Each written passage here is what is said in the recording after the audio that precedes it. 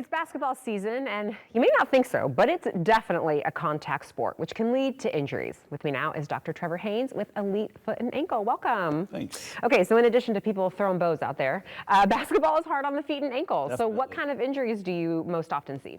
Yeah, ankle sprains, tendonitis, plantar fasciitis.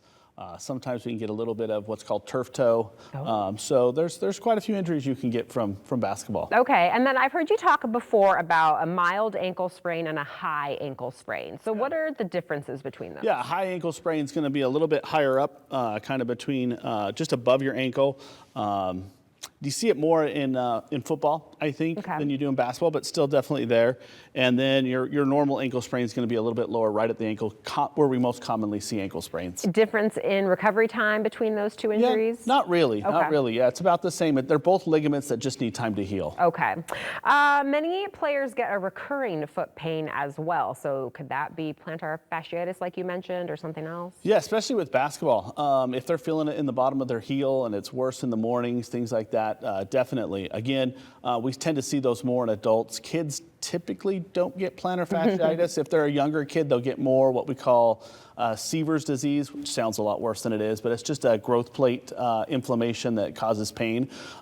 We see that more in kids, but as we get into adults, yes, it can definitely be plantar fasciitis. Okay, and if someone actually has an injury while playing, while on the court, can they skip the ER and come directly to Elite Foot and Ankle? They absolutely can. Okay. They can skip that entire step, come straight to us. They don't need a referral, and we can get them properly diagnosed and hopefully get them back to playing on the court sooner than expected, because they don't have to sit around and wait for that referral or that second visit to come through. That is good to know, but I'm sure there are times when they should go to the ER.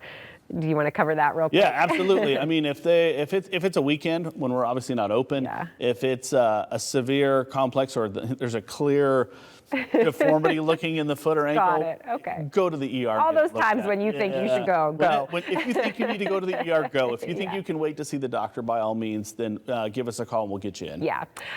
What about, risking re-injury? How do you treat those athletes without the risk of re-injury? So getting them back safely, I guess. Yeah. Good rehab. Sure. Yeah. I think it's just gradual return to activity. I think with ankle sprains, it's incorporating ankle braces and protective gear like that. I think adequate shoes, stretching, rehab, and physical therapy, all those things can play a role in getting people back and patients back to playing without risking those further injuries. And are there signs that an injury is about to happen? I mean, what should athletes pay attention to there? Yeah, I mean, if you're starting to feel discomfort and pain in certain areas, I mean, I think we've seen recently, a few years back, it's been a while back, we saw that big tibial fracture that happened on live TV.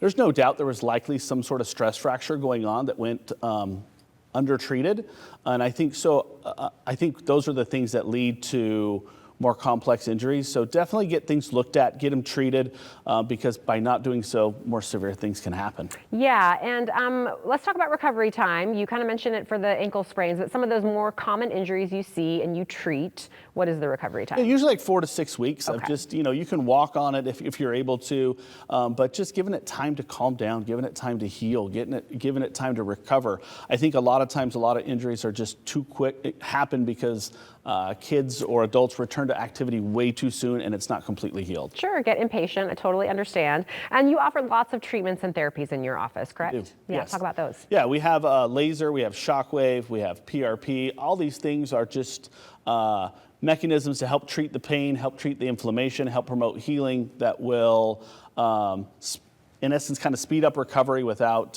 increasing downtime. Okay, good to know. Well, how can people find you? I know you have several locations, so how can people make an appointment? Yeah, they can reach out at 503-668-5210. They can also check out our website at elitefaor.com.